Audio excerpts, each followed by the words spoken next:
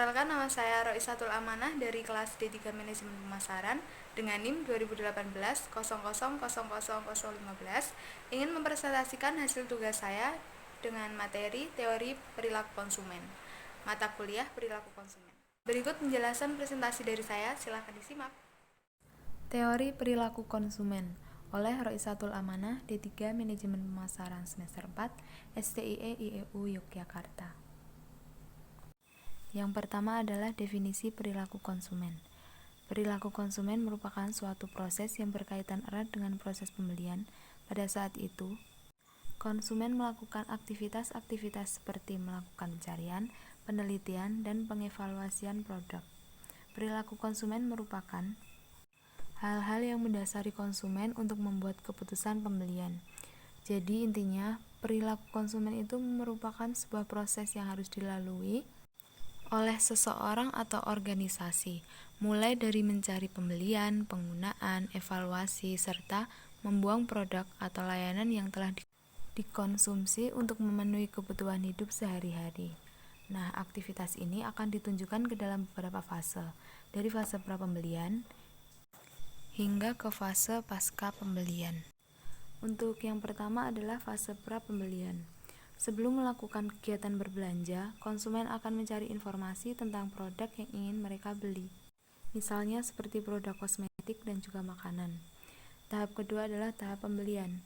Setelah fase pra-pembelian, pada tahap ini konsumen akan melakukan kegiatan transaksi dengan produsen, yaitu dengan cara membayar produk yang mereka inginkan. Untuk fase yang ketiga yaitu fase pasca pembelian. Pada tahap ini, konsumen akan menggunakan atau menikmati produk yang mereka beli dan melakukan evaluasi mengenai rasa dan efek dari produk yang mereka beli. Nah, setelah itu barulah mereka akan membuang produk tersebut setelah habis terpakai. Selanjutnya, kita masuk ke teori perilaku konsumen. Yang pertama ada psychological theory. Teori psikologi ini menerangkan bahwa segala sesuatu yang berkaitan dengan faktor psikologis sangat dipengaruhi dengan adanya pendanaan dari kekuatan lingkungan yang ada di sekitarnya. Di dalam bidang psikologis, pembahasan mengenai perilaku konsumen sangatlah kompleks dan bahkan terbilang sangat rumit karena proses mental tidak bisa diamati ataupun dilihat secara langsung. Dan yang kedua ada anthropological theory. Teori ini lebih menekankan perilaku pembelian dari sekelompok masyarakat dalam ruang lingkup yang sangat luas. Misalnya seperti budaya, kelas sosial, dan masih banyak lagi. Untuk yang ketiga, teori ekonomi mikro. Teori ekonomi mikro menyatakan bahwa setiap konsumen, baik individu atau organisasi, akan terus berjuang untuk mendapatkan kepuasan secara maksimal. Mereka akan terus membeli produk tersebut jika mereka merasa puas dengan produk yang mereka konsumsi. Yang selanjutnya ada faktor-faktor pengaruh perilaku konsumen. Yang pertama, need factor atau faktor kebutuhan. Kebutuhan menjadi faktor utama yang sangat mempengaruhi perilaku konsumen dalam membeli suatu barang atau jasa. Perilaku konsumen hanya akan membeli barang yang memang benar-benar dibutuhkan, baik kebutuhan primer ataupun sekunder. Yang kedua, ada product quality factor. Pelaku ekonomi akan memutuskan untuk membeli barang yang ditawarkan karena mereka tergoda dengan kualitas produknya.